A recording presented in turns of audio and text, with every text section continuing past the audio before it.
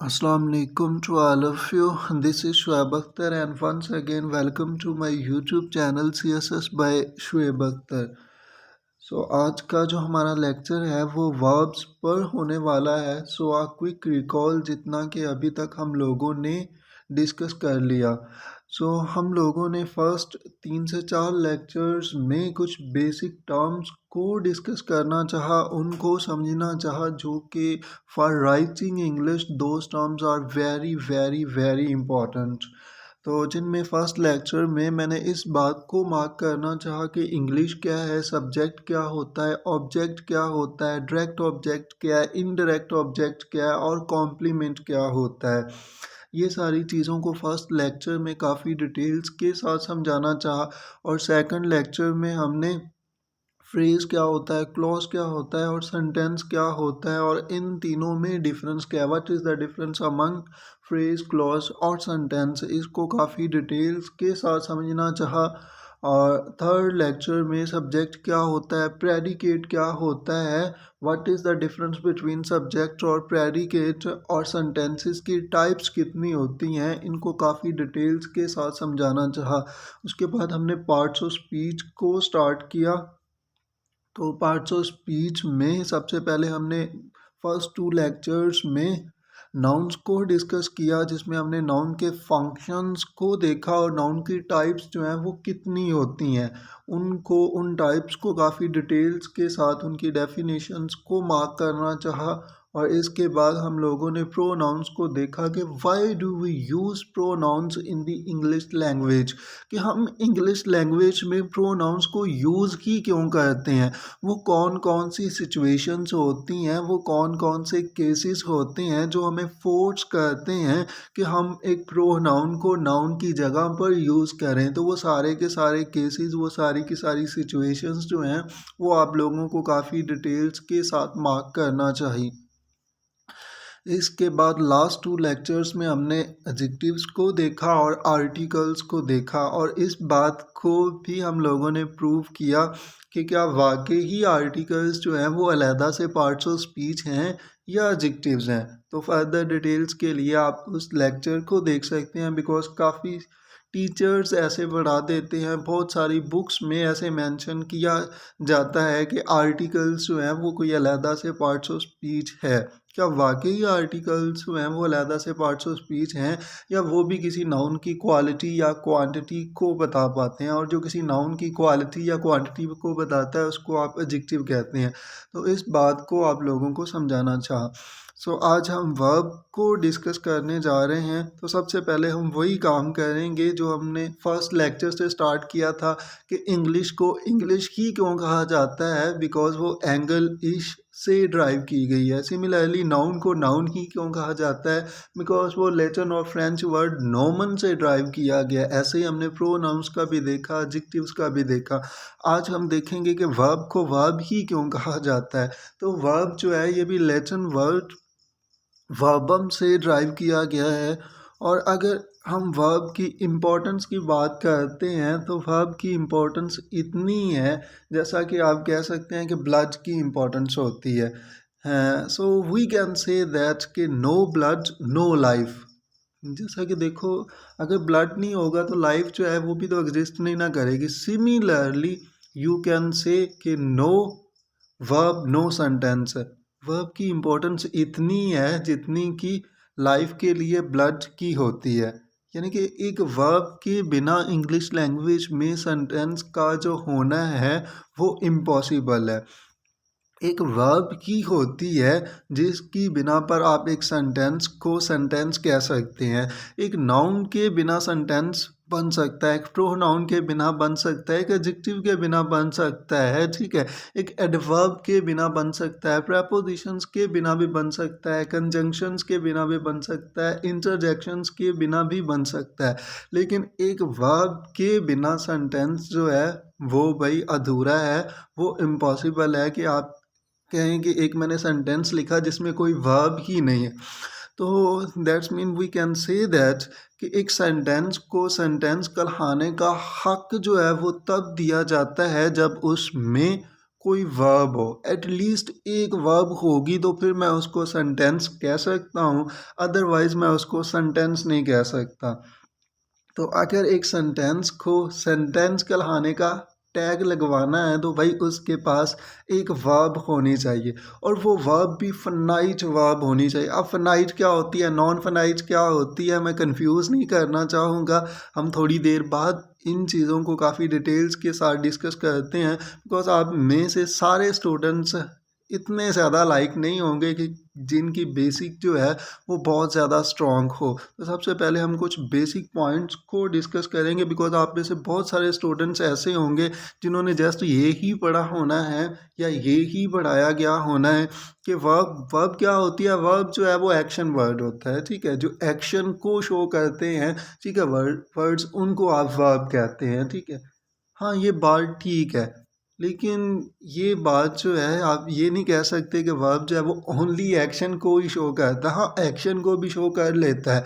Verb के functions में से एक फंक्शन ये भी है कि वो एक्शन को भी शो कर लेता है। जैसा कि देखो, अगर मैं कहूँ कि आई राइट अ लेटर, तो ओबियसली यहाँ पर कोई ना कोई एक्शन जो है वो होता है। सिमिलरली अगर मैं कहूँ कि I am writing a letter, तो यहाँ पर भी कोई एक्शन जो है वो हो रहा है। तो दैट्स मीन कि वर्ब जो है वो एक्शन को शो कर रही है। ये तो इन दो सेंटेंसेस से भी हमें पता चल रहा है कि वर्ब जो है वो एक्शन को शो कर रही है। ऐसे ही देखो, ही किल्ड अ कैट, तो यहाँ पर भी कोई ना कोई एक्शन तो हुआ है ना, उसने कैट को आप भाई कत्ल कर दिया।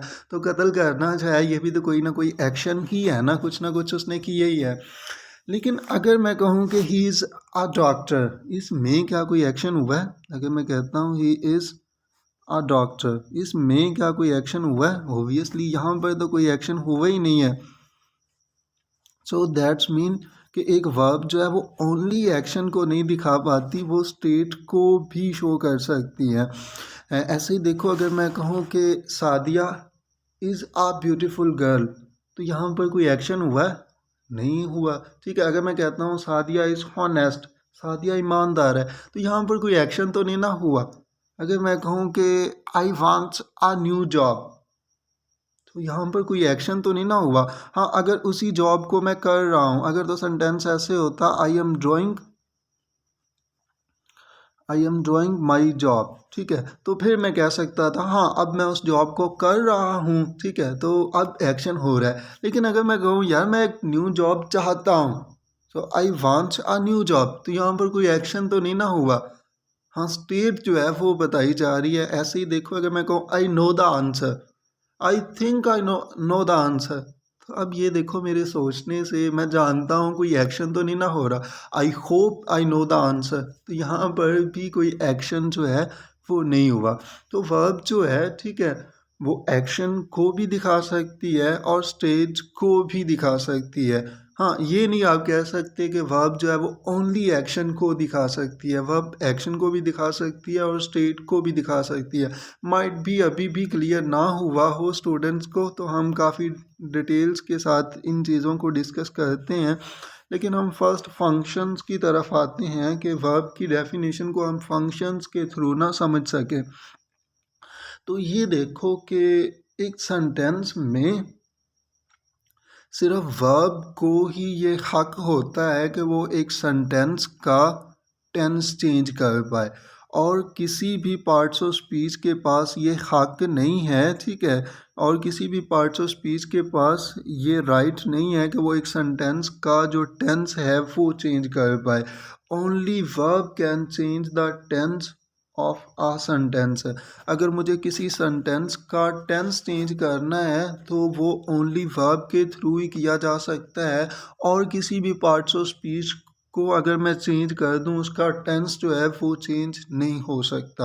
और एक वर्ब भी होती है जो टेंस के बारे में हमें बताती है कि ये जो सेंटेंस है ये प्रेजेंट में है, ये पास्ट में है, या ये फ्यूचर में है। और कोई भी पार्ट्स ऑफ स्पीच जो है वो हमें ये नहीं बता सकता। जैसा कि देखो, फर्स्ट सेंटेंस को ही अगर हम उठा लें, so I write a letter with pen, तो क्या पेन के साथ आप इसका टेंस बता सकते हैं पेन को देखकर? ऑब्वियसली नहीं, आपने राइट के हिसाब से बताना है कि राइट कौन सी फॉर्म है, तो राइट बेस फॉर्म है। चलें V1 कह लें, ठीक है, आप लोगों ने इसको हमेशा V1 कहा होना है, ठीक है, तो V1 है, तो V1 है, तो आप कहेंगे सर ये प्रेजेंट इंडेफिनेट है, ठीक है, कोई साथ में सिचुएशन तो दी नहीं है, तो ऑब्वियसली आपने V1 जो है उसको यूज़ किया, तो ये प्रेजेंट इंडेफिनेट है, ठीक है। तो अगर ये प्रेजेंट इंडेफिनिट है तो ये आपने कैसे जज किया? वर्ब के थ्रू ही जज किया ना। और अगर इस टेंस को चेंज करना है तो वो भी वर्ब की कर पाती है, और कोई भी पार्ट्स ऑफ स्पीच जो है वो टेंस को नहीं चेंज कर सकता, ठीक है। जैसा कि देखो, मान लो कि मैं आई जो है वो प्रोनाउन है और सेंटेंस का सब्जेक्ट भी है, ठीक है, तो मैं आई को अगर चेंज कर देता हूँ, मैं कह देता हूँ यहाँ पर वी कर देता हूँ, क्या अब इसका टेंस चेंज हो गया? पहले ये प्रेजेंट में था, अब ये पास्ट में चला गया, ठीक है, ऑब्वियसली नहीं। अगर मैं कहता हूँ we write a letter with pen, तो फिर भी टेंस तो सेम ही है। हाँ, मैंने सब्जेक्ट को चेंज कर दिया, जेंडर चेंज कर दिया, लेकिन टेंस जो है वो तो सेम ही है। वो पहले भी प्रेजेंट इंडेफिनिट था, अब भी प्रेजेंट इंडेफिनिट ही है। वो पहले भी प्रेजेंट था, अब भी प्रेजेंट ही है। अच्छा, ठीक है, मैं ना ऑब्जेक्ट को चेंज करके देख लेता हूँ। ये राइट वर्ब है ना, और वर्ब के बाद ऑब्जेक्ट्स आते हैं, तो मैं ना लेटर की जगह बुक ले आता हूँ, ठीक है। I write a book with pen, क्या अब इसका टेंस चेंज हुआ? आप कहेंगे नहीं सर, अब भी ये प्रेजेंट में ही है, ठीक है, बिकॉज क्यों? मैंने वर्ब को तो चेंज ही नहीं कर रहा। अच्छा, ठीक है, मैं इस प्रपोजिशन को ना, ठीक है, इस प्रपोजिशन को और इसके ऑब्जेक्ट को भी चेंज कर लेता हूँ, ठीक है। मैं यहाँ पर लिख लेता हूँ कि I write a letter in ink, ठीक है, मैं यहाँ पर इन इंक कर लेता हूँ। तो क्या अब इसका टेंस जो है वो चेंज हुआ? अब भी इसका टेंस जो है वो चेंज नहीं हुआ। इवन मैं इसको रिमूव भी कर देता हूँ, ठीक है, मैंने ये प्रपोजिशन और उसके ऑब्जेक्ट्स को रिमूव कर देता हूँ, मैं इतना सेंटेंस कर देता हूँ, आई राइट अ लेटर, तो क्या अब भी इसका टेंस चेंज हुआ? ऑब्वियसली अब अभी भी इसका टेंस जो है वो चेंज नहीं हुआ। तो और कोई भी parts of speech, noun, pronoun, adjective, adverb, preposition, conjunction, interjections, इन सभी को भी अगर आप चेंज कर लेंगे तो इसका टेंस जो है वो चेंज नहीं होगा। ओनली वर्ब को ही ये हक होता है, एक वर्ब को ही ये राइट होता है कि वो एक सेंटेंस का टेंस जो है वो चेंज कर ले, और किसी भी पार्ट्स ऑफ स्पीच के पास ये राइट नहीं है कि वो एक सेंटेंस का टेंस चेंज कर पाए, ठीक है। हाँ, अगर मैं किसी भी वर्ड और किसी भी वर्ड को चेंज नहीं करता, जस्ट राइट की जगह पर रोड कर देता हूँ।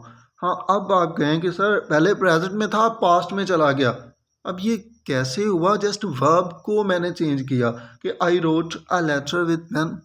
तो एक टेंस को चेंज करने का जो हक है वो ओनली वर्ब को ही होता है, ठीक है।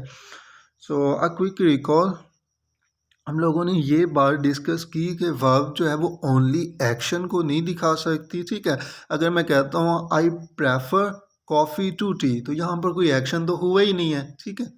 यहाँ पर हाँ स्टेट दिखाई जा रही है, तो वर्ब ओनली एक्शन को नहीं दिखा सकती, स्टेट को भी दिखा सकती है। फर्दर इनको काफ़ी डिटेल्स के साथ डिस्कस कर लेते हैं, लेकिन उससे पहले एक चीज़ जो है वो मार्क करनी होगी, वर्ब की जो फॉर्म्स हैं, ठीक है, बिकॉज आप लोगों ने हमेशा इनको पढ़ा होना है, V1, V2, V3 एट्सट्रा।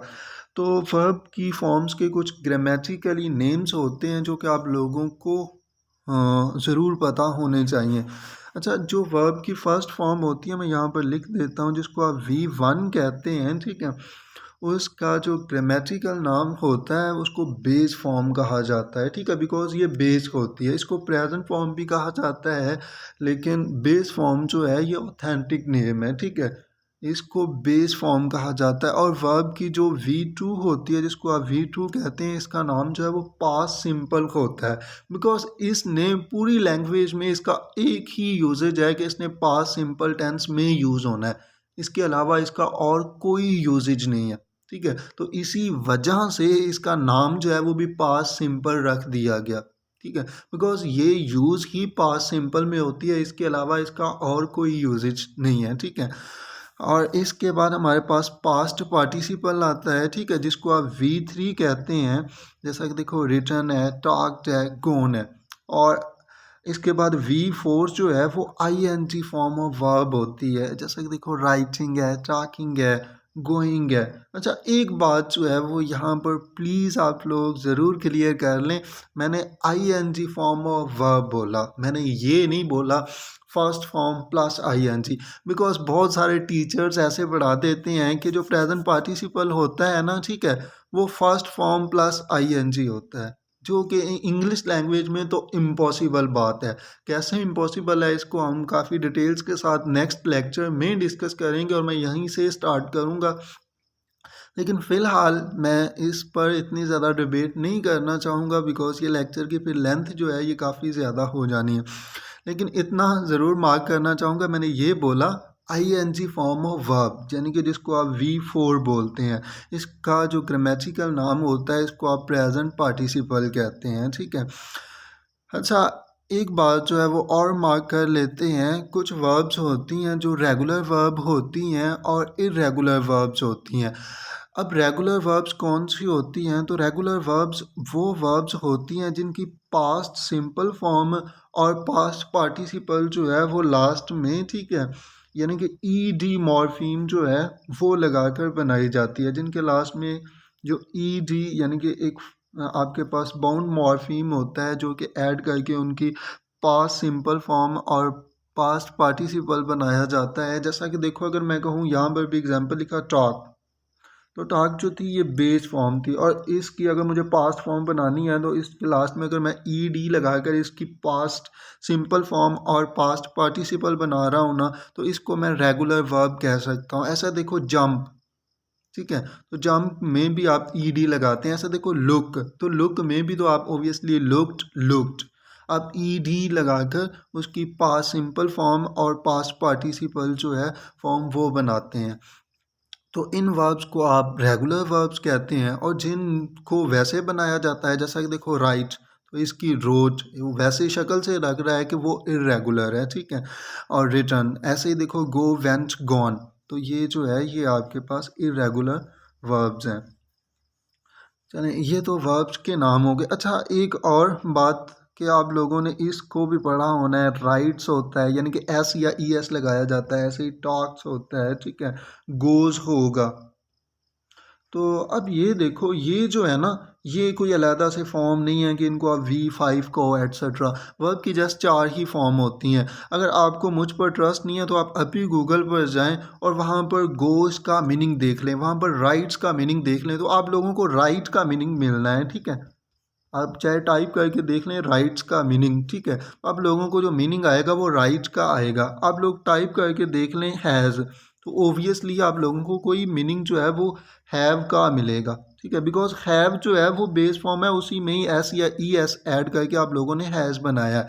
तो दैट्स मीन कि ये जैसा कि देखो डू से डज, तो डज नाम की कोई वर्ब नहीं है, बिकॉज ये देखो जो वर्ब होती है ना, ठीक है, वो यानी कि हमारे पास वैसे तो दूसरे पार्ट्स ऑफ स्पीच होते हैं ना, जैसा कि देखो नाउन है, तो नाउन हमारे पास नॉर्मली सिंगुलर होता है बॉय, ठीक है, तो उसका हम प्लूरल बनाते हैं बॉयज़। सिमिलरली ऐसे ही प्रोनाउन होता है ही शी इट, ये सिंगुलर है, इनका प्लूरल हम बनाएंगे दे। आई सिंगुलर है, इसका हम प्लूरल बनाएंगे वी, ठीक है। लेकिन अगर हम बात करें वर्ब की, तो वर्ब जो है वो उल्ट होती है। वर्ब जो होती है वो प्लूरल में एग्जिस्ट करती है, इसका हम सिंगुलर बनाते हैं। लेकिन वहाँ पर तो हमारे पास सिंगुलर था बॉय, तो बॉय में हमने एस ऐड किया, ठीक है, जिसके लिए हमने रूल्स भी रटे कि ठीक है, इन वर्ड्स के लास्ट में अगर ये लेटर्स आते हैं तो हम एस लगाएंगे, ई एस लगाएंगे एट्सेट्रा, तो हम खुद यानी कि इनका प्लूरल बनाते हैं। लेकिन वर्ब जो होती है वो प्लूरल में एग्जिस्ट करती है। जैसा कि देखो राइट, ये प्लूरल वर्ब है बिकॉज ये प्लूरल सब्जेक्ट के साथ आएगी। वी राइट अ लेटर, इसका सिंगुलर मुझे बनाना पड़ेगा, ठीक है, बिकॉज सिंगुलर सब्जेक्ट के साथ सिंगुलर वर्ब आएगी ना, तो अगर ही आ जाएगा तो फिर मुझे एस लगाकर इसका सिंगुलर बनाना पड़ेगा, ही राइट्स अ लेटर, ठीक है। तो ये बात जो है ये मार्क करना, और वो कोई अलहदा से वर्ब नहीं होती, वो यानी कि इसी प्लूरल का आप लोगों ने सिंगुलर बनाया है। बिकॉज मैंने पहले भी आप लोगों को काफ़ी बार इस बात को समझाया था कि वर्ब जो होती है प्लूरल में होती है, इसका सिंगुलर जो है वो हम खुद बनाते हैं। चलें, let's discuss functions of verbs, के वर्ब्स के जो फंक्शंस होते हैं वो कौन कौन से होते हैं।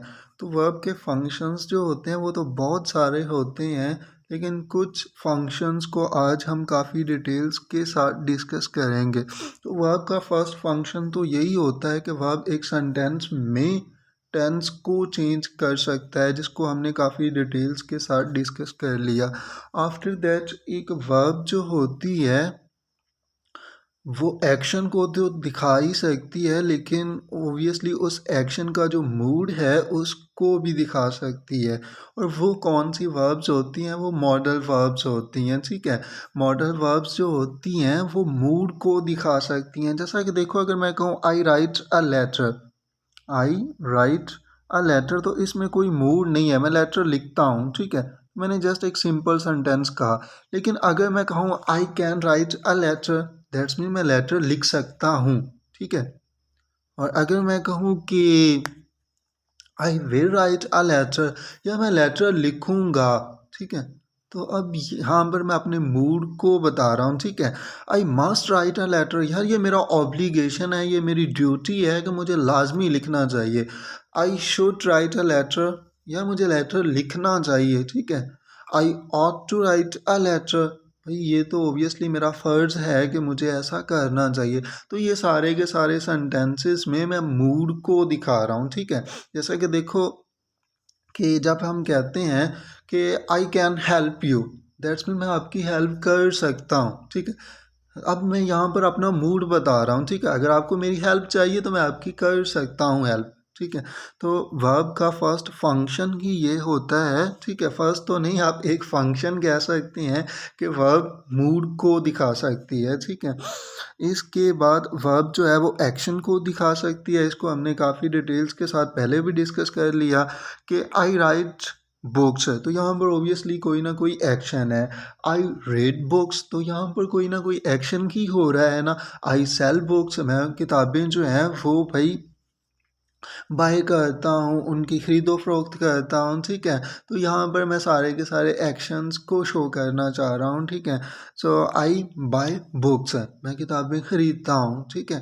आई सेल बुक्स, मैं किताबें फ़रोख्त करता हूँ। तो यहाँ पर ये सारे के सारे एक्शंस जो है ना वो शो कर रहे हैं। और वर्ब जो है वो मूड को भी दिखा सकती है, स्टेट को भी दिखा सकती है, टेंस को भी चेंज कर सकती है, और एक्शन को भी दिखा सकती है, ठीक है।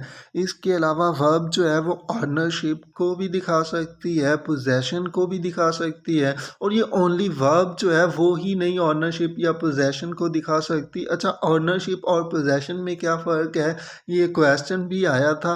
तो अब ये देखो, ऑनरशिप का ये मतलब होता है कि मैं मार्केट में जाता हूँ, ठीक है।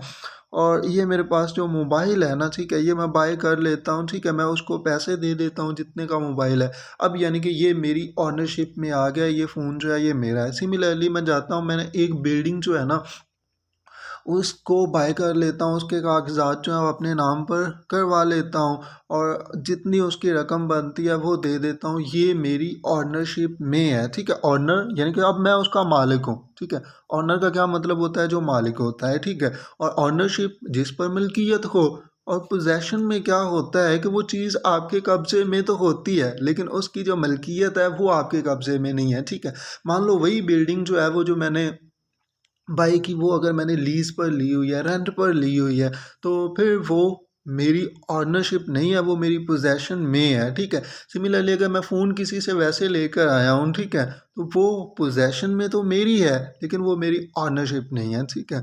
और ये देखो, ये जो ओनरशिप या पोजेसन है, ये बहुत सारे पार्ट्स ऑफ स्पीच जो हैं वो शो कर लेते हैं, जिनको हमने डिस्कस किया। अभी मैंने नाउन के आई थिंक जो फर्स्ट लेक्चर में ही आप लोगों को बताया था कि नाउन के साथ भी आप ऑनरशिप दिखा सकते हैं। जैसा कि देखो, अगर मेरे पास कोई पेन है तो मैं कह सकता हूँ शुएब्स पेन, ठीक है। आप नाउन के साथ अपॉस्ट्रॉफी लगाकर भी ऑनरशिप को दिखा सकते हैं। इसके अलावा यही फंक्शन जो है वो प्रोनाउंस भी कर लेते हैं। आप प्रोनाउंस के साथ भी भाई ऑनरशिप या पोजेशन को दिखा सकते हो। अगर मैं कह दूं कि this pen is mine, this pen is mine, तो यहाँ पर माइन ने क्या काम किया? ऑनरशिप भी दिखाई है ना कि ये भाई ये पेन जो है ये मेरा है। और यही काम जो है ये एडजेक्टिव भी कर लेता है। एडजेक्टिव के साथ भी आप ऑनरशिप या पोजेशन जो है वो दिखा सकते हैं। दिस इज़ माई पेन, तो यहाँ पर माई जो है वो क्या है? टेन जो है वो नाउन है और नाउन के साथ जो भी आएगा उसको आप एडजेक्टिव कहेंगे नाउन की क्वालिटी या क्वांटिटी दिखाने के लिए। और यही काम जो है वो ऑफ प्रेपोजिशन भी कर लेती है। जैसा कि देखो अगर मैं कह दूँ the roof of the house, तो ऑफ क्या है, ऑफ प्रेपोजिशन है ना, तो प्रेपोजिशन ने भी पोजेशन को शो किया, ऑनरशिप को शो किया, ठीक है। और ये सारा का सारा काम जो है वो एक वर्ब भी कर सकती है, ठीक है। अगर मैं कहता हूँ I have a pen, that's mean मेरी पेन पर ऑनरशिप है। अगर ऑनरशिप नहीं है तो भाई अगर मेरे पास है तो उस पर पोजेशन तो होगी ना। तो वर्ब जो है वो भी भाई ऑनरशिप या पोजेशन को दिखा सकती है। आई ओव अ कार, तो यहाँ पर आप वर्ब के साथ भी भाई ऑनरशिप या पोजेशन जो है वो दिखा सकते हो। This money belongs to him, तो यहाँ पर आप लोग देख रहे होंगे कि यहाँ पर हमने वर्ब के साथ ऑनरशिप या पोजेशन को शो किया। और ये बहुत सारे पार्ट्स ऑफ स्पीच जो हैं वो एक सेंटेंस में ऑनरशिप या पोजेशन जो है वो दिखा सकते हैं, ठीक है। वर्ब एक्शन को दिखा सकता है, टेंस को चेंज कर सकता है, मूड को दिखा सकता है उस एक्शन का, आफ्टर दैट ऑनरशिप या पोजेशन को भी दिखा सकता है और स्टेट को भी दिखा सकता है। इसके अलावा वर्ब स्टेट को दिखा सकता है। जैसा कि देखो अगर मैं कहूँ कि राबिया लुक्स ब्यूटीफुल, तो यहाँ पर कोई एक्शन तो नहीं ना हुआ। सादिया लुक्स ब्यूटीफुल, तो यहाँ पर कोई एक्शन नहीं सादिया कर रही, हाँ वो खूबसूरत अगर दिखाई दे रही है तो इसमें कोई एक्शन तो नहीं ना है। तो अगर मैं कहूँ कि अरीबा इज़ अ टीचर, हाँ तो यहाँ पर कोई एक्शन तो नहीं ना है। हाँ अगर ऐसा होता कि Areeba is teaching the English language, तो यहाँ पर ओबियसली कोई एक्शन जो है वो हो रहा था। लेकिन अगर मैं कहता हूँ राबिया इज़ आ टीचर, तो यहाँ पर कोई एक्शन जो है वो नहीं है। आई नो द आंसर, मैं आंसर जानता हूँ, तो यहाँ पर तो कोई एक्शन जो है वो नहीं हो रहा, ठीक है। अगर मैं कहूँ I prefer coffee to tea, तो यहाँ पर भी कोई एक्शन जो है वो नहीं हो रहा। तो यहाँ पर प्रेफर जो है वो एक वर्ब है, ठीक है। हाँ चलें, इसके अलावा वर्ब का के और भी फंक्शंस होते हैं कि वर्ब एक सेंटेंस की जो सिचुएशन होती है, एक टेंस जो होता है ना, एक टेंस, ठीक है, उसको आप कैटेगराइज करते हो टाइम में और सिचुएशन में। टाइम में आपके पास प्रेजेंट, पास्ट और फ्यूचर आ जाता है और सिचुएशन में इंडेफिनिट होता है, ठीक है, कंटिन्यूस होती है, परफेक्ट होता है और परफेक्ट कंटिन्यूस, ये आपकी सारी की सारी सिचुएशंस होती हैं। और वर्ब जो है वो इस टेंस को भी शो कर सकता है, इसको भी बताता है, ठीक है, और सिचुएशन को भी बता सकता है, सिचुएशन के बारे में भी हमें बताता है, ठीक है। जैसा कि देखो अगर मैं कहूँ कि he is writing a letter, तो यहाँ पर इज़ ने हमें टाइम तो बता दिया, ठीक है, कि यानी कि ये प्रेजेंट है, ये हमारे पास प्रेजेंट टाइम है। लेकिन वो जो सिचुएशन है उसको भी, यानी कि वो सिचुएशन हैपनिंग है, ठीक है, तो वह अब हैपनिंग को भी दिखा सकता है, परफेक्शन को भी दिखा सकता है, इंडेफिनिट सिचुएशन को भी शो कर सकता है। तो अब मीन टू से कि वर्ब टाइम को भी दिखा सकता है और सिचुएशन को भी दिखा सकता है। लेकिन ये याद रखना कि एक सेंटेंस से आप उसका टेंस तो जज कर लेते हैं वर्ब से, लेकिन उसका टाइम जज करना जो है ये काफ़ी ज़्यादा डिफ़िकल्ट टास्क है, बिकॉज ये कंपलसरी नहीं है। एक सेंटेंस प्रेजेंट में हो तो ओबियसली आपने उसकी वर्ब से जज तो कर लिया। जैसा कि देखो he is writing a letter, ठीक है, तो अब यहाँ पर आप इसके वर्ब से ये तो जज कर लेंगे कि ये कौन सा टेंस है, लेकिन इस की वर्ब से आप कभी भी नहीं जज कर सकते कि ये इसका टाइम जो है वो कौन सा है, बिकॉज आप प्रेजेंट का टेंस लेकर फ्यूचर का भी टाइम जो है वो शो कर सकते हैं। जैसा कि देखो अगर मैं कहूँ कि he is going to Lahore tomorrow, तो अब यहाँ पर he is going to Lahore tomorrow, वो कल लाहौर जा रहा है, तो कल जाएगा, ठीक है। तो ऑब्वियसली टाइम जो है वो तो आपके पास फ्यूचर का है, लेकिन अगर आप टेंस देखोगे इज़ आया है, ठीक है, तो आप कहोगे इज़ आया है, फर्स्ट फॉर्म ऑफ वर्ब आई है, बेस फॉर्म ऑफ वर्ब आई है, तो ये जो है ये प्रेजेंट है। और बी के साथ आई एन जी आ रही है तो ये कंटिन्यूस होगा, तो ये प्रेजेंट कंटिन्यूस है, लेकिन टाइम जो है वो आप फ्यूचर का दिखा रहे हैं, ठीक है। तो ये कंपलसरी नहीं है, लेकिन एक सेंटेंस में हमें यानी कि टेंस में हैपनिंग, परफेक्शन और इंडेफिनिट सिचुएशन के बारे में वर्ब ही बताती है। हाँ, अगेन टेंस और टाइम के बारे में भी हाँ नॉर्मली हम जज कर सकते हैं, लेकिन कंपलसरी नहीं है कि हर सेंटेंस का टेंस और टाइम जो है वो सेम हो। फर्दर मैं इस पर लेक्चर्स रिकॉर्ड करूँगा, वहाँ पर काफ़ी डिटेल्स के साथ हम इसको डिस्कस कर लेंगे। तो एक वर्ब जो होती है वो टाइम और टेंस के बारे में भी हमें बताती है। जैसा कि देखो, अगर मैं कहूँ I do not write a letter, I do not write a letter, तो इसमें जो डू है ये क्या दिखा रहा है, ये इसका टाइम जो है वो दिखा रहा है, ठीक है, एस्पेक्ट्स ऑफ टाइम, यानी कि ये किस में है, ये प्रेजेंट में है, ठीक है। लेकिन अगर मैं कह दूं I did not write a letter, तो ये जो है ये पास्ट में है। और सिमिलरली अगर मैं कह दूं I will not write a letter, तो ये आपके पास फ्यूचर में है। तो वर्ब जो होती है वो एस्पेक्ट्स ऑफ टाइम के बारे में भी हमें बताती है। तो यहाँ पर एस्पेक्ट्स ऑफ टाइम है, टाइम के बारे में भी एक वर्ब जो है वो बताती है। वर्ब सिचुएशन के बारे में भी बताती है, वो सिचुएशन इंडेफिनिट है या वो कंप्लीट हो गई है, परफेक्शन अपनी फॉर्म में है। आफ्टर दैट एक टेंस और टाइम को भी बता पाती है, ठीक है। इसके अलावा वर्ब जो है वो इवेंट्स को दिखा सकता है। जैसा कि देखो, 4 people died in the crash, तो ओबियसली ये एक इवेंट है, तो वर्ब जो है वो इवेंट्स को भी शो कर सकती हैं। चलें, ये तो वर्ब के फंक्शंस रहे, इतना रटने की ज़रूरत नहीं है, ठीक है। हम ना अब देख लेते हैं कि एक वर्ब जो है वो कौन सी वर्ब जो है वो अगर हो तो उसको आप सेंटेंस कह सकते हैं किसी भी स्टेटमेंट को। अगर वो वर्ब नहीं है तो आप किसी भी स्टेटमेंट को सेंटेंस नहीं कह सकते। तो वर्ब को कैटेगराइज किया जाता है फनाइट वर्ब्स और नॉन फनाइट वर्ब्स में, ठीक है। अब फनाइट वर्ब्स कौन सी होती हैं, तो फनाइट वर्ब्स वो होती हैं जो एक सेंटेंस में टेंस को, जेंडर को, टाइम को, ठीक है, एक्सप्रेशन को चेंज कर पाती है, ठीक है, उसको सेटिस्फाई कर पाती है, उसकी सिचुएशन को चेंज कर सकती है, उसको आप फाइनाइट वर्ब कहते हैं, ठीक है। जैसा कि देखो, अगर मैं कहूँ आई राइट अ लेटर, अगर इसमें मैं राइट को वर्ब मान रहा हूँ ना, ठीक है, जो कि हमने देखा भी, अगर ये सब्जेक्ट के हिसाब से चेंज हो जाएगी, अगर मैं यहाँ पर जेंडर चेंज करूँगा तो ये हो जाएगी, मैं नंबर चेंज करूँगा अगर ये चेंज हो जाएगी, ठीक है।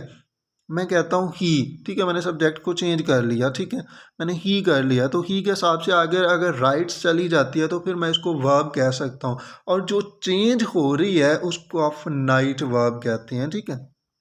जो चेंज हो जाए subject, time, gender, expression, number के हिसाब से, उसको आप नाइट वर्ब कहते हैं, ठीक है। अब ये देखो, ही सिंगुलर नंबर था, मैं अगर इसका प्लूरल बनाता हूँ तो दे, फिर चेंज अगर आगे हो जाए दे राइट अ लेटर चला जाएगा, लेकिन ही राइट्स अ लेटर है। तो जो इस चीज़ को चेंज कर पाती है, अगर मुझे इसका टेंस चेंज करना है, ठीक है, तो मैं अगर कह दूं आई रोट अ लेटर, तो राइट से रोट चला गया, दैट्स मीन ये भी चेंज हो रहा है। अगर मुझे इसकी सिचुएशन चेंज करनी है, he is writing a letter, situation भी भाई चेंज होगी, हैपनिंग में चली गई, तो दैट्स मीन कि ये हमारे पास फनाइट वर्ब है। तो एक फनाइट वर्ब कौन सी होती है, जो एक सेंटेंस में टेंस, टाइम, जेंडर, एक्सप्रेशन, ठीक है, और सिचुएशन को सेटिस्फाई कर पाती है, उसको चेंज कर पाती है, उसको आप फनाइट वर्ब कहते हैं, ठीक है। और इस फनाइट वर्ब का होना जो है वो कंपलसरी है। अगर ये नहीं होगी, वैसे अगर आपने हज़ारों वर्ब्स लिखी हैं, ठीक है, लेकिन अगर कोई फनाइट वर्ब नहीं है जो सब्जेक्ट को भाई सेटिस्फाई नहीं कर रही, जो नंबर को सेटिस्फाई नहीं कर रही, जो जेंडर को सेटिस्फाई नहीं कर रही, ठीक है, जो टाइम और टेंस को चेंज नहीं कर रही, जो एक सेंटेंस में सिचुएशन को नहीं दिखा पा रही, तो उसको, उसके बिना सेंटेंस इम्पॉसिबल है, ठीक है। वो ऐसे ही है जैसे कि no blood no life, no finite verb no sentence, आप ऐसे कह सकते हैं।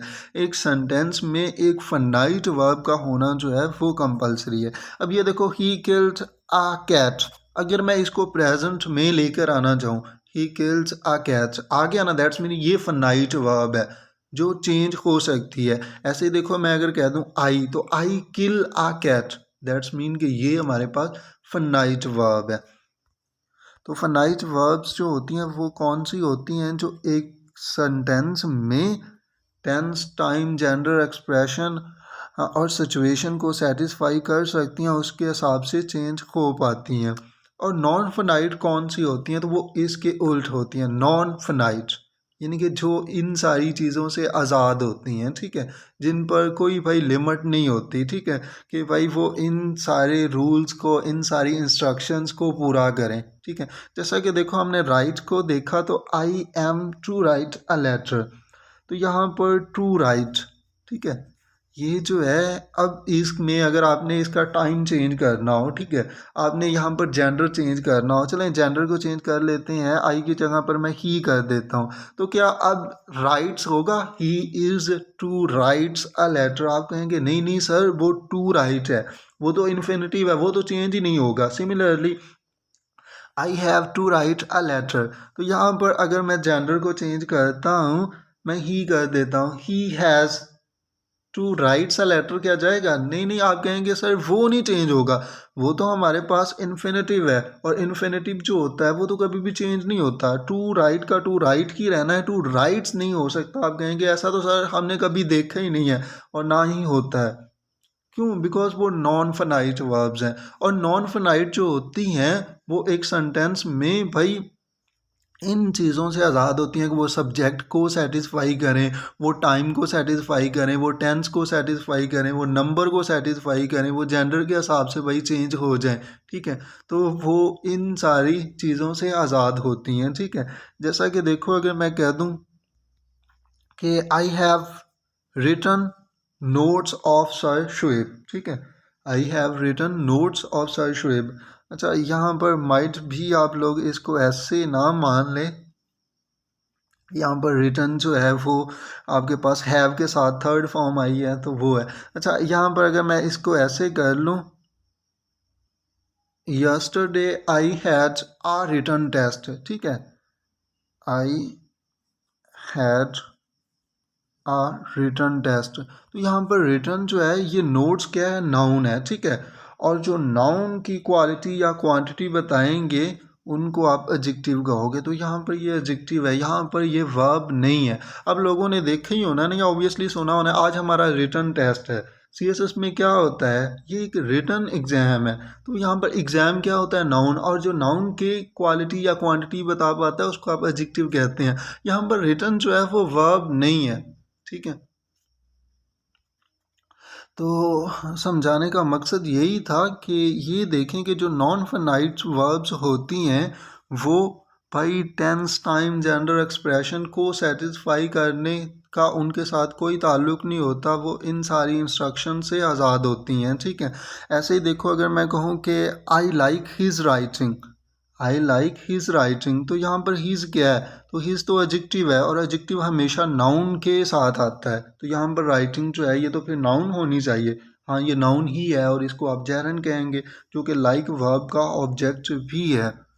तो अब ये देखें कि जो नॉन फिनाइट वर्ब्स होती हैं वो कौन सी वर्ब्स होती हैं, इनको भी देख लेते हैं। तो नॉन फिनाइट जो वर्ब्स होती हैं वो तो एक तो इन्फिनेटिव्स होती हैं, ठीक है, जब भी टू के साथ बेस फॉर्म आएगी, ठीक है, बेस फॉर्म आएगी जिसको आप V1 कहते हैं, मैंने पहले भी आप लोगों को समझा दिया, तो इसको आप इन्फिनेटिव कहेंगे, और ये नॉन फिनाइट वर्ब है, ठीक है, ये नॉन फिनाइट वर्ब है। जैसा कि देखो I am to write a letter, I have to write a letter, तो यहाँ पर टू राइट नहीं नहीं भाई चेंज होना, आप ही लगाओ, आप शी लगाओ, आप इसका टाइम चेंज करो, आप इसका टेंस चेंज करो, आप इसका टेंस जो है वो चेंज करके देख लो, I was to write a letter, I had to write a letter, क्या फिर भी टू रोट हुआ?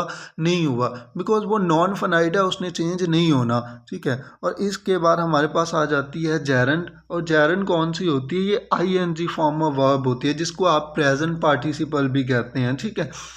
और ये जो होती है ये भी नॉन फनाइट होती है, और इवन हमारे पास ये जो पास्ट पार्टिसिपल है, यानी कि जिसको आपने वी थर्ड कहा था, V3 कहा था, ये भी जो है ये भी हमारे पास नॉन फाइनाइट वर्ब ही होती है, ठीक है। काफ़ी यानी कि पास्ट पार्टिसिपल्स जो होती हैं ये भी नॉन फाइनाइट की तरह यूज़ हो सकती हैं। आप ऐसे कह सकते हैं कि कोई भी वर्ब जो है जब वो एक सेंटेंस में टाइम, टेंस, जेंडर, एक्सप्रेशन को सेटिस्फाई नहीं कर पाती तो वो फिर नॉन फाइनाइट होती है, और अगर इसको सेटिस्फाई कर रही है तो वो फिर फाइनाइट होगी। सो आई होप सो कि दैट इज़ क्लियर कि फाइनाइट क्या होता है, नॉन फाइनाइट क्या होता है। चलें इसको थोड़ा सा और इजीली समझ लेते हैं कि बी के साथ जब भी आईएनजी आएगी ना, बी के साथ जब भी आईएनजी फॉर्म ऑफ वर्ब आएगी तो वो फिर फाइनाइट वर्ब होगी, ठीक है। वो फाइनाइट कॉम्बिनेशन आप इसको कह सकती हैं। I am going to school, that's mean यहाँ पर गोइंग जो है वो वर्ब है, वो हैपनिंग को शो कर रही है, वो एक फाइनाइट कॉम्बिनेशन है, ठीक है। He was writing a letter, तो यहाँ पर यानी कि राइटिंग जो है वो वर्ब है, ठीक है। बी के साथ आईएनजी आ रही है ना, ठीक है, तो यहाँ पर ये वर्ब है।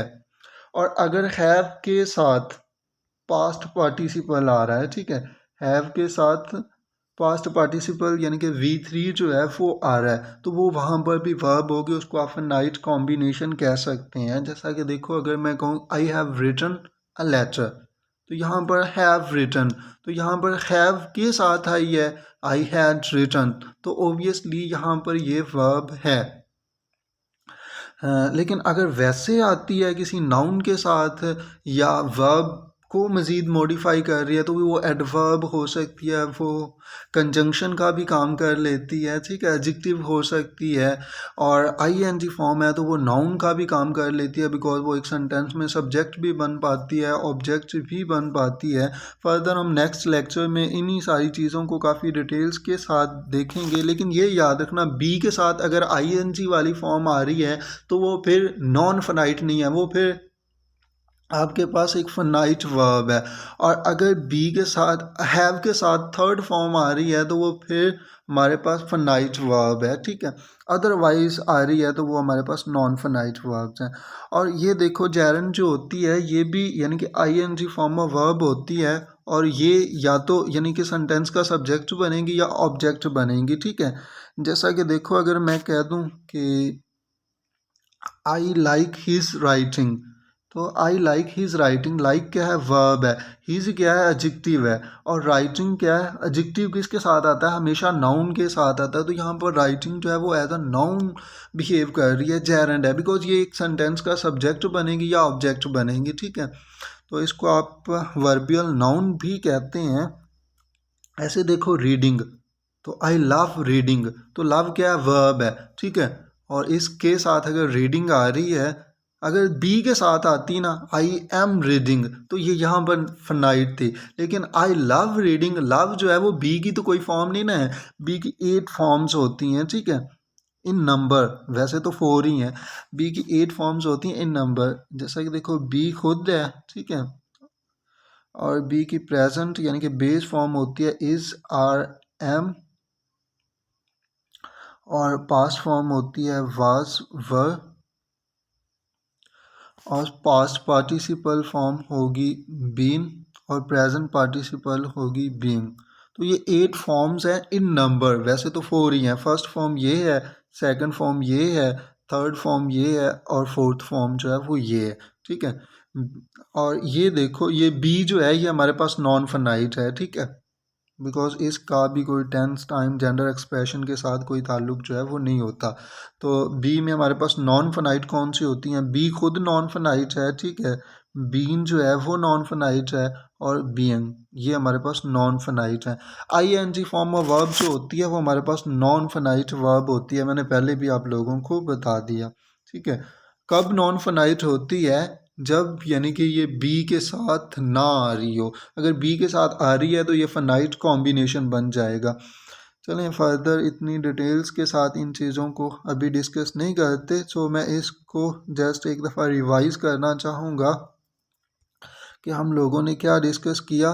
तो हम लोगों ने ये देखा कि वर्ब जो है वो वर्बम से ड्राइव किया गया है, एक लैटिन वर्ड से, और वर्ब की इम्पोर्टेंस को काफ़ी डिटेल्स के साथ समझाना चाहा। और वर्ब ओनली एक्शन को नहीं दिखा सकता, हाँ एक्शन के साथ स्टेट को भी दिखा सकता है। और एक सेंटेंस का अगर टेंस चेंज करना हो तो ये वर्ब ही कर सकता है, इसके अलावा और कोई पार्ट्स ऑफ स्पीच जो है वो एक सेंटेंस का टेंस जो है वो नहीं चेंज कर सकता। आफ्टर दैट हमने वर्ब की फॉर्म्स को काफ़ी डिटेल्स के साथ डिस्कस करना चाहा कि वर्ब की जो फॉर्म्स होती हैं उनके जो ग्रामेटिकल नेम्स होते हैं वो बताना चाहे। बेस फॉर्म होती है, पास्ट सिंपल फॉर्म होती है। पास्ट सिंपल को पास्ट सिंपल फॉर्म्स क्यों कहा जाता है? बिकॉज वो ओनली पास्ट टेंस में यूज़ होती है, इसी वजह से उसको पास्ट सिंपल फॉर्म कहते हैं। पास्ट पार्टिसिपल होता है, प्रेजेंट पार्टिसिपल होता है, रेगुलर वर्ब्स होती हैं, इरेगुलर वर्ब्स होती हैं। और फंक्शंस ऑफ वर्ब्स में इस बात को डिस्कस करना चाहा कि वर्ब के फंक्शंस में वो एक्शन को दिखा सकती है, वो स्टेट को दिखा सकती है, मूड को दिखा सकती है। आफ्टर दैट ऑनरशिप को, पोजेशन को भी दिखा सकती है। स्टेट इवन वो सिचुएशन में हैपनिंग को दिखा सकती है, परफेक्शन को दिखा सकती है, टाइम को, टेंस को और इवेंट्स को भी दिखा सकती है। इसके अलावा भी वर्ब के बहुत सारे फंक्शंस होते हैं, जैसा कि देखो एक वर्ब के थ्रू आप रिस्पॉन्सिबिलिटीज़ को एक वर्ब जो है वो शो कर सकती है, ऑब्लिगेशंस को शो कर सकती है। जैसा कि देखो अगर मैं कहूँ I have to write a letter, that's mean ये मेरा ऑब्लिगेशन है, मुझे ये करना ही करना है, ठीक है। तो ऐसे ही रिस्पॉन्सिबिलिटीज़ को भी वर्ब जो है वो शो कर सकती है। लेकिन इतने ज़्यादा फंक्शंस रटने की ज़रूरत नहीं है, बस इतना पता होना चाहिए कि एक फनाइट वर्ब का एक सेंटेंस को सेंटेंस कहलाने के लिए होना कंपलसरी है। और वो फनाइट वर्ब कौन सी होती है? जो एक सेंटेंस में tense, time, gender, expression, number को सेटिस्फाई कर पाती है, उसके हिसाब से चलती है, ठीक है। एक सेंटेंस में अगर उसका टेंस जो है, उसकी सिचुएशन जो है उसको चेंज कर सकती है तो उसको आप फनाइट कह सकते हैं। और अगर कोई नहीं कर रही तो वो नॉन फनाइट है। तो नॉन फनाइट में कौन कौन सी वर्ब्स आ सकती हैं? सबसे पहले इन्फिनेटिव आता है। इन्फिनेटिव क्या होता है? Two plus base form of verb, ठीक है। आगे इन्फिनेटिव्स की बहुत सारी टाइप्स होती हैं, बेयर इन्फिनेटिव्स होते हैं, परफेक्ट इन्फिनेटिव्स होते हैं, पैसिव इन्फिनेटिव्स होते हैं, तो वो हम काफ़ी डिटेल्स के साथ डिस्कस करेंगे। हाँ, लेकिन ये देखो इन्फिनेटिव्स जो है वो हमारे पास नॉन फनाइट है, टू प्लस यानी कि बेस फॉर्म ऑफ वर्ब।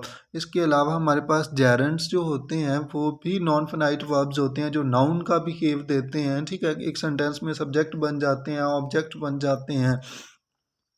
तो जेरंड क्या होता है? I N G form of verb, ठीक है। तो ये जेरंड होती है। इसके अलावा पास्ट पार्टिसिपल जो है वो भी हमारे पास नॉन फनाइट हो सकती है, और प्रेजेंट पार्टिसिपल भी नॉन फनाइट हो सकती है। कब होगी? अगर प्रेजेंट पार्टिसिपल यानी कि be plus I N G आ रही है तो ये फिर फनाइट है, ये फनाइट कॉम्बिनेशन है।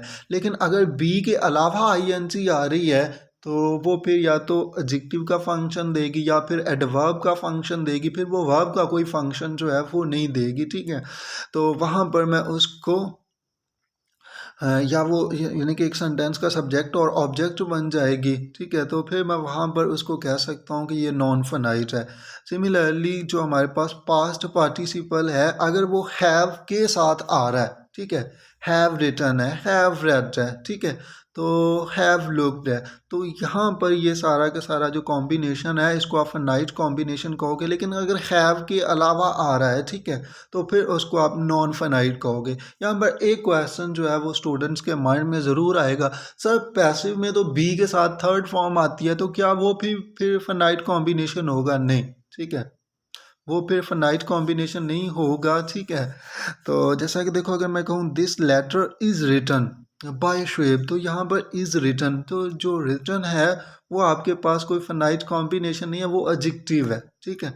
तो रिटन तब ही वर्ब कंसाइडर की जाएगी जब वो हैव के साथ आएगी। अगर हैव के बिना आ रही है, ठीक है, यानी कि बी के साथ भी तो आप थर्ड फॉर्म यूज़ करते हैं ना पैसिव में, तो वहाँ पर वो जो है वो नॉन फनाइट ही रहती है और वो एडजेक्टिव का फंक्शन दे रही होती है। हाँ, चलें फर्दर। नेक्स्ट लेक्चर में हम काफ़ी डिटेल्स के साथ देखेंगे वर्ब की टाइप्स को, ट्रांजिटिव, इंट्रांजिटिव, ठीक है, इनको काफ़ी डिटेल्स के साथ समझेंगे। सो आई होप सो कि ये लेक्चर जो है ये आप लोगों को अच्छे से समझ आया होना। फर्दर फिर भी अगर किसी का कोई डाउट हो, कोई क्वेश्चन हो तो वो ज़रूर पूछे। आई होप सो कि मैं आप लोगों को वो Q&A के लेक्चर में ज़रूर मार्क करना चाहूँगा। So till then, Allah Hafiz and take care.